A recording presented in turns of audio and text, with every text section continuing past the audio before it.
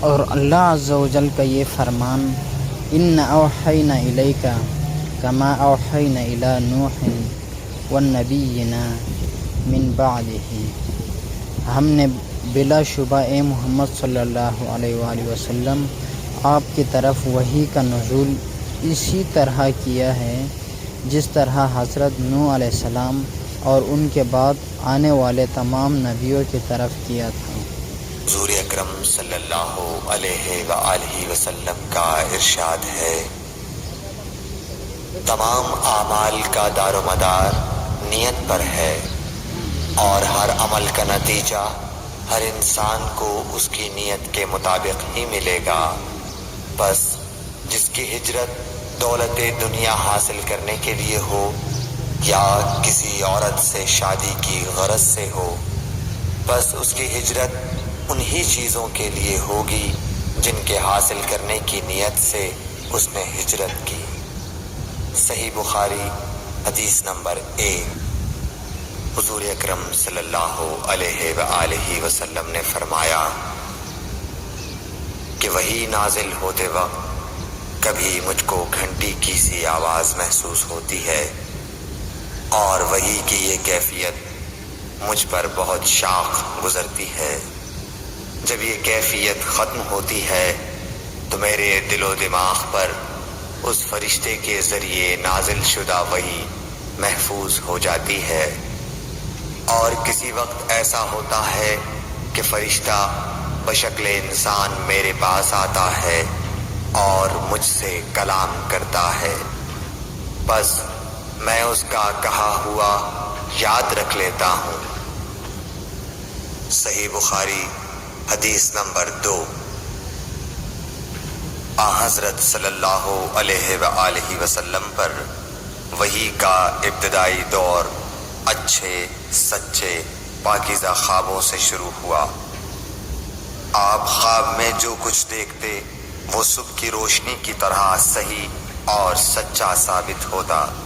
پھر من جانب قدرت آپ تنہائی پسند ہو گئے، اور آپ نے غار حرا میں خلوت نشینی اختیار فرمائی، اور کئی دن اور رات وہاں مسلسل عبادت اور یاد الہی و ذکر میں مشغول رہنے لگے۔ جب تک گھر آنے کو دل نہ چاہتا توشہ ہمراہ لیے ہوئے وہاں رہتے۔ توشہ ختم ہونے پر ہی اہلیہ محترمہ حضرت خدیجہ رضی اللہ تعالی عنہا کے پاس تشریف لاتے، اور کچھ توشہ ہمراہ لے کر پھر وہاں جا کر خلوت گزین ہو جاتے۔ یہی طریقہ جاری رہا یہاں تک کہ آپ پر حق منکشف ہو گیا، اور آپ غار حرا ہی میں قیام پذیر تھے کہ اچانک حضرت جبرائیل علیہ السلام آپ کے پاس حاضر ہوئے اور کہنے لگے کہ اے محمد پڑھو۔ آپ فرماتے ہیں کہ میں نے کہا کہ میں پڑھنا نہیں جانتا۔ آپ صلی اللہ علیہ وسلم فرماتے ہیں کہ فرشتے نے مجھے پکڑ کر اتنے زور سے بھینچا کہ میری طاقت جواب دے گئی، پھر مجھے چھوڑ کر کہا پڑھو۔ میں نے پھر وہی جواب دیا کہ میں پڑھا ہوا نہیں ہوں۔ اس فرشتے نے مجھ کو نہایت ہی زور سے بھینچا کہ مجھ کو سخت تکلیف محسوس ہوئی، پھر اس نے کہا کہ پڑھ۔ میں نے کہا میں پڑھا ہوا نہیں ہوں۔ فرشتے نے تیسری بار مجھ کو پکڑا اور تیسری مرتبہ پھر مجھ کو بھینچا، پھر مجھے چھوڑ دیا اور کہنے لگا کہ پڑھو اپنے رب کے نام کی مدد سے جس نے پیدا کیا اور انسان کو خون کی پھٹکی سے بنایا۔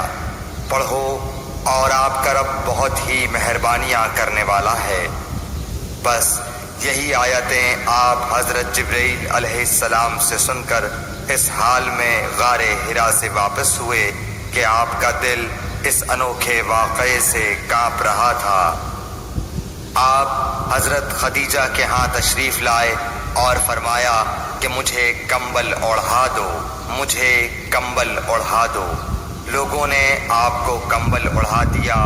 جب آپ کا ڈر جاتا رہا تو آپ نے اپنی زوجہ محترمہ حضرت خدیجہ رضی اللہ تعالی عنہا کو تفصیل کے ساتھ یہ واقعہ سنایا اور فرمانے لگے کہ مجھ کو اب اپنی جان کا خوف ہو گیا ہے۔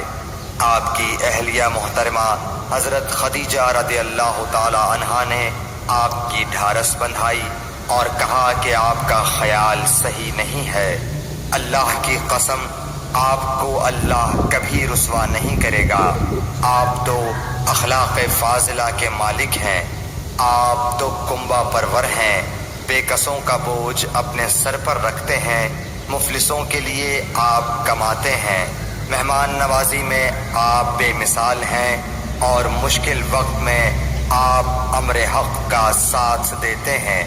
ایسے اوصاف حسنہ والا انسان یوں بے وقت ذلت و خواری کی موت نہیں پا سکتا۔ پھر مزید تسلی کے لیے حضرت خدیجہ رضی اللہ تعالی عنہا آپ کو ورقہ بن نوفل کے پاس لے گئیں، جو ان کے چچا زاد بھائی تھے اور زمانہ جاہلیت میں نصرانی مذہب اختیار کر چکے تھے اور عبرانی زبان کے کاتب تھے۔ چنانچہ انجیل کو بھی حسب منشائے خداوندی عبرانی زبان میں لکھا کرتے تھے۔ انجیل سریانی زبان میں نازل ہوئی تھی، پھر اس کا ترجمہ عبرانی زبان میں ہوا۔ ورقہ اسی کو لکھتے تھے۔ وہ بہت بوڑھے ہو گئے تھے، یہاں تک کہ ان کی بینائی بھی رخصت ہو چکی تھی۔ حضرت خدیجہ رضی اللہ تعالی عنہا نے ان کے سامنے آپ کے حالات بیان کیے اور کہا کہ اے چچا زاد بھائی، اپنے بھتیجے محمد صلی اللہ علیہ وسلم کی زبانی ذرا ان کی کیفیت سن لیجئے۔ وہ بولے کہ بھتیجے، آپ نے جو کچھ دیکھا ہے اس کی تفصیل سناؤ۔ چنانچہ آپ صلی اللہ علیہ وآلہ وسلم نے از اول تا آخر پورا واقعہ سنایا، جسے سن کر ورقہ بے اختیار ہو کر بول اٹھے کہ یہ تو وہی ناموس معزز رازدان فرشتہ ہے جسے اللہ نے حضرت موسیٰ علیہ السلام پر وحی دے کر بھیجا تھا۔ کاش میں آپ کے اس عہد نبوت کے شروع ہونے پر جواں عمر ہوتا، کاش میں اس وقت تک زندہ رہتا جب کہ آپ کی قوم آپ کو اس شہر سے نکال دے گی۔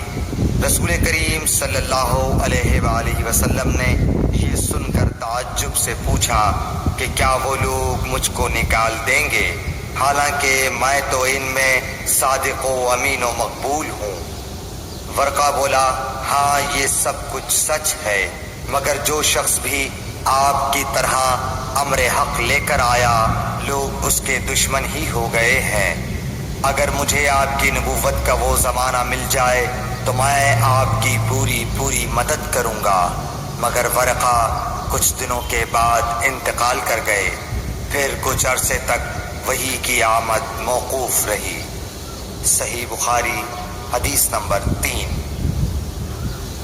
حضور اکرم صلی اللہ علیہ وآلہ وسلم نے وحی کے رک جانے کے زمانے کے حالات بیان فرماتے ہوئے کہا کہ ایک روز میں چلا جا رہا تھا کہ اچانک میں نے آسمان کی طرف ایک آواز سنی اور میں نے اپنا سر آسمان کی طرف اٹھایا۔ کیا دیکھتا ہوں کہ وہی فرشتہ جو میرے پاس غار حرا میں آیا تھا وہ آسمان و زمین کے بیچ میں ایک کرسی پر بیٹھا ہوا ہے۔ میں اس سے ڈر گیا اور گھر آنے پر میں نے پھر کمبل اوڑھنے کی خواہش ظاہر کی۔